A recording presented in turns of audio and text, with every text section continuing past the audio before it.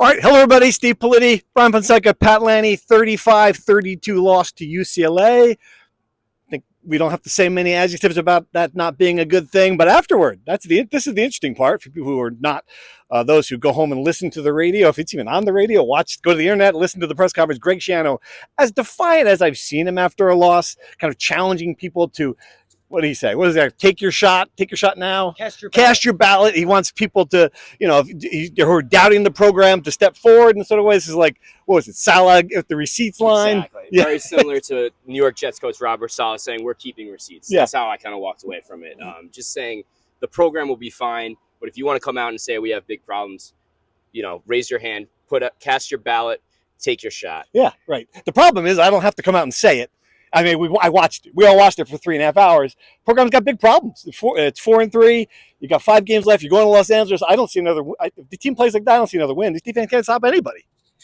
Greg said there'll be a couple of people casting their aspersions. Count me on the list. I will say that, 4 o'clock on Saturday, October 19th, the Rutgers football season of 2024 is dead. They might not make a bowl game the way they're playing. I absolutely agree. The defense got absolutely shredded by one of the worst offenses in the country. I don't care who they played. The numbers they put up before today were horrendous, and they looked like, Ethan Garbers looked like Troy Aikman, to your point, Steve. The running backs were getting wide open on the short passes. The defense could not tackle. They could not cover. They could not pressure. They could not do anything. And UCLA, I think, frankly, could have scored more than 35 points, which is more than double than any point total they've had this season through 6 games. The highest they've had was 17. 35 is way too much. Yeah, and it's just spoiled so much here, right? Homecoming, big crowd. And the thing we're not even saying, the offense played pretty well. Yeah. Right? Like the freshmen played great. KJ Duff had the big catch. Ian Strong looked great. Monungai was fantastic and unbelievably tough. But the defense has just been, I don't even know how to describe it at this point, just unfathomably bad. Right. Especially when all the guys back. I know the injuries are going to be an easy excuse, but it's just almost unfathomable how bad this defense has gotten. I made a one-liner in my column that I'm writing now. It's like Ethan Garbers threw for 388 yards. Some of them to actual receivers who Rutgers was trying to cover. Like there were a couple of times where they just weren't. They didn't cover a guy. Guys out of the backfield. This guy's left wide open. Just mistakes, coaching fundamentals. And I come back to this, and Greg Schiano talked about it, and it was a first guess. Anyone who follows me on Twitter knows it's the first guess. Score a touchdown with 2:45 into the third quarter. You go for 2, and now you don't get it, of course, because the offense has been bad in those situations all year. You go for 2, and now it's 21-16.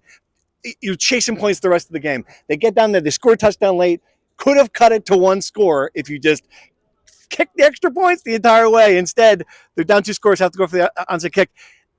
Greg Schiano tried to defend it. I mean, what did you think of the explanation? It's math. It's just math. That's what he said. Yeah. Listen, I can understand where he's coming from. These things are calculated across all of college football.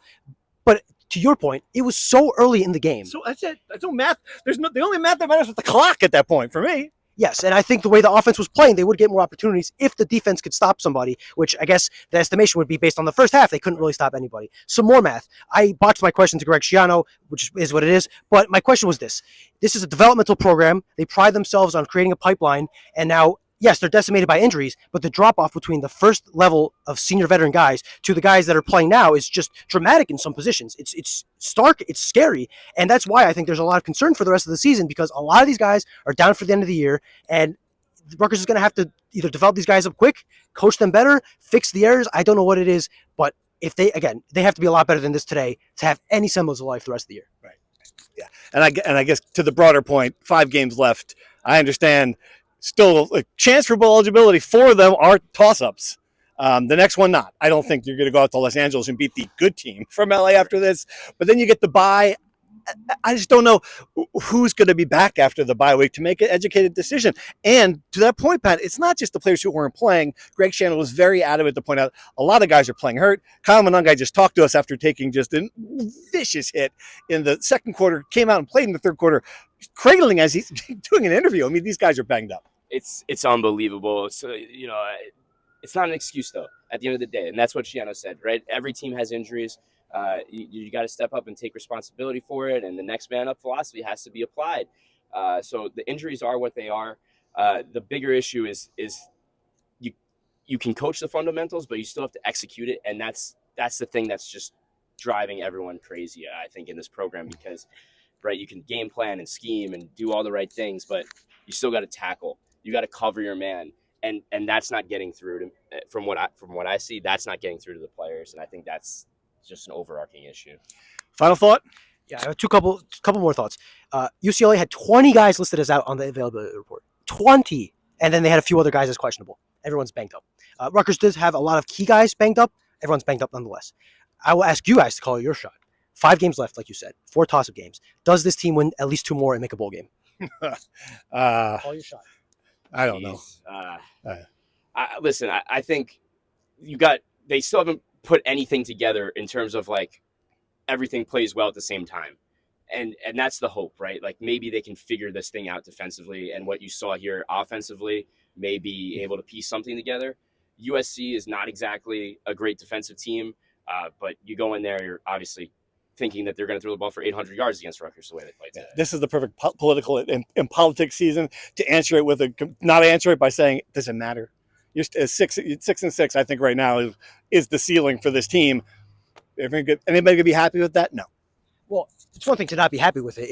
It's one thing to equal what you did last year. It's another thing to the year where everything worked together, the weak schedule, the veteran team coming back, all the stars are aligned, and you do worse. That to me would be bad. So I think you have to at least get to level. I'll call my shot here. I don't think so. I think there are a lot of tough teams left. There's a house of horrors to go to at Maryland. And, like you said, this is the new age of college football. You're going to hit a bye week, maybe at 4-4. Our guys going to want to come back and risk their bodies before going to the NFL and try to make a bowl game when the season was centered around winning 8, 9, 10 games. I'm not, this is pure speculation. I don't know anything, but I think that's going to be a question that's going to be raised in the Hale Center, and I don't know the answer to it. So when you add that to what we saw here today, I just don't see a path forward to Detroit. I'll call my shot to end. Wild turkey and keep them coming. Thanks for watching.